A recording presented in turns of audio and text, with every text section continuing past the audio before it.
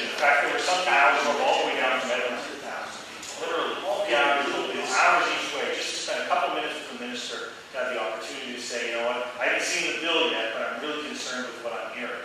Make sure that you represent, that you include some of the public's concerns in the direction that you take. And there were some people who also took to the streets of Toronto as well. And so the bill, this is late 2007, and the bill that was to have been introduced wasn't. But it's only delayed, it's not actually killed. And as we move into 2008, in June, so just over a year ago now, Prentice steps onto the floor of the House of Commons and introduces Bill C-61, what many of us refer to as the Canadian DMCA, the Canadian Digital Millennium Copyright Act, named after the U.S. legislation of that name. And if you talk to people like this in Prentice's office back at that time, they'll tell you that the first 24 hours when they introduced the legislation went really well. And so you can sort of see here the CBC describes the bill as a downloading crackdown. Other press had a harder time figuring out what to make of it. Long overdue legislation, antiquated legislation, sorts of adjectives that we often see. But it was negative at a minimum, and I guess any time the minister is on live network TV, that's seen as a good day. But if you fast forward just 1 week later, the coverage from coast to coast to coast was almost uniformly negative. Once people took the time to actually read the legislation, they became highly critical. In fact, there was a poll taken by Angus Reid, it was one of these online polls, and notwithstanding the claim that Canadians were divided or even split on the proposed amendments, once you took out the people who weren't aware of the amendments, they weren't actually split at all. In almost every region across the country, people who had taken the time to learn about it were actually sharply critical. Those same kinds of groups that had begun to emerge a year earlier now kicked into action. And so the industry in Canada, in the span of about 3 weeks, I'm reliably told, received about 30,000 physical letters on this issue. For them, just an unprecedented amount for this kind of issue. But I think even more interesting, and certainly more fun, we start to see all sorts of different other kinds of ways of speaking out. So the 51st State was actually created by those same people that founded the Appropriation Arts Group here in BC that I mentioned a moment ago.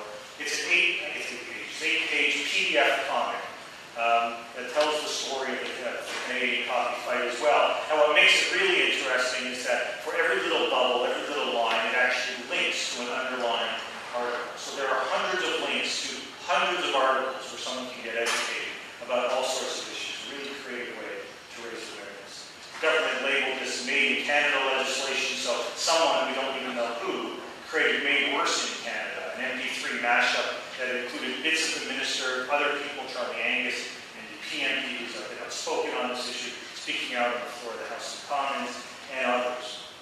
And then those same groups, those local fair copyright groups, also kicked into action, particularly here in Vancouver. I don't know if there's anybody here from that group here tonight, but they were remarkable in terms of the way that those groups came together. This is the Facebook group.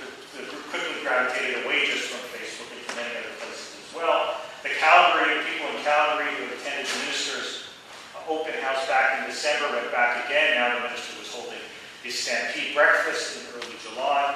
And so a similar number of people showed up. Maclean's magazine even covered it. They called them the pancake protesters. They're kind of, if you can see this, they're sitting sort of at the back there, C-61 anti-competitive, but they didn't have to stay at the back, they actually did get to eat. And groups began to use other sorts of tools. So Facebook is great if you're on Facebook, but limiting obviously for those that are not, and there's still lots of people that aren't.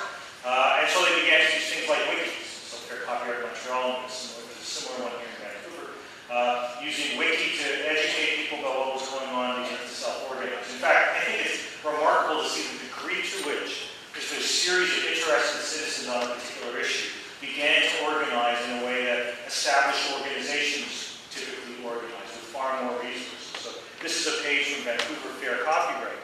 I don't know if you can see it, but it describes what was to be the next meeting. This is back in July of 2008. There's an agenda. You can link to the agenda. There are minutes from the prior meetings. This is the sort of thing that established organizations do, but in this case, you start seeing groups of people, concerned citizens on this issue, in communities across the country begin to organize in this fashion.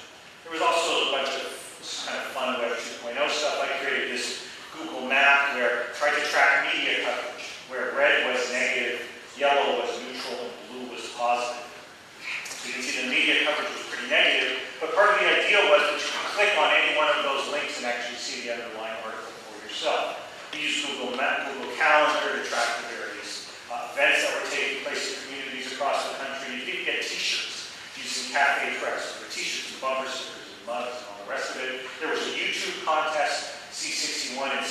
seconds. We encourage people to go ahead and create their own video in 61 seconds about this Bill C-61. A whole bunch of different entries. Judges like Brett Gaylor, who recently did the fantastic film Rip. If you haven't seen it, it's a film well worth seeing. And at the time, Twitter was just beginning to take hold too and started putting it through Twitter. And all of this over the span of just weeks or at least a couple of months began to have an impact. And when I talked to MPs back in the fall, so exactly a year ago, there were any number of MPs or even candidates for office who indicated that copyright was one of the top 3 issues they heard about all summer long. It's a stunning thing to think that it attracted that level of interest. In fact, MPs like Bruce Stanton, Conservative MP in Ontario, or Sue Dollywall here in BC, actually held town hall meetings on the issue of copyright in the summer. Now, if you would have told them that before the bill was introduced, they would have said it was simply an impossibility. And yet that's exactly what happened in response to that kind of constituent interest. And note that there is no big sort of corporate interest or lobbying interest behind any of this. These are just Canadians who are concerned about this bill and are using these kinds of tools that I just described to become engaged in the issue. That brings us to effectively today, 2009. And the big thing that's happened is we've had a change in ministers. So Prentice is no longer industry minister. Tony Clement is new heritage minister as well, James Moore is here. And they seem to bring a bit of a different perspective. Moore gave a talk that is described there as Obama-esque, which is perhaps a bit of an exaggeration, but is nevertheless well worth seeing. It's up on YouTube. He actually delivered at an event that Clement put on in late June. And I know for those who may be skeptical of conservatives, it's hard to believe that this is actually a speech worth watching. It's only a few minutes, but it's actually a speech where a relatively young MP, actually not relatively, a young MP, who's relative to other MPs, is someone who seems to understand the internet at least a little bit better than many of his colleagues, speaks out about the importance of charting new ways of dealing with some of these issues. And in fact, Clement has said many of the same sorts of things. And their first step, to their credit, I was the first one to criticize up and down many of the legislation, much of the legislation. The primary criticism, or at least the starting point criticism on the bill, was the government had not consulted. Hadn't consulted, in fact, since 2001. That was the last time that they consulted, a time that obviously predates the iPod, predates YouTube, predates Facebook, and so many other things that have taken place, and that before the government jumped into new legislation, the argument went, you needed to talk to Canadians. Well, they did just that. And so this past summer, for about 2 months, the screenshot where it's closed now, but for 2 months, they conducted consultations that included roundtables, town hall meetings in 2 communities, and the opening for people to participate in discussion groups as well as submit their own submissions.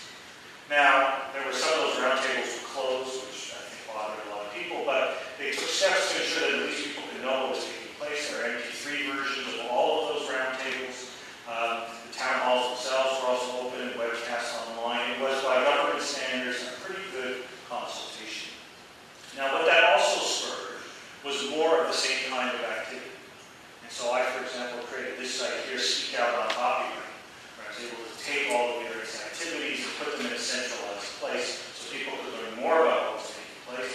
The group here in Vancouver did a fantastic job encouraging people to speak out. Here's how you can have your own submission and guide to it. And this is what it looked like. Now, of course, the press begins to cover this story as well, which, as you can see, was surprising about progressive signals on copyright, and universities still concerned about it. But more notable was the number of submissions that are just posted by individual Canadians online. There are dozens, if not hundreds, of them, where people who blog or have a space somewhere online who have taken the time to submit their comments to the consultation, have gone ahead and done so and made sure that it's available not just on the government website where they have posted some and plan to post all of the submissions, but made available to others so that there can be separate conversations taking place all over the place. Now, the net effect of that, in terms of the kind of comments that we've seen, have been overwhelmingly positive.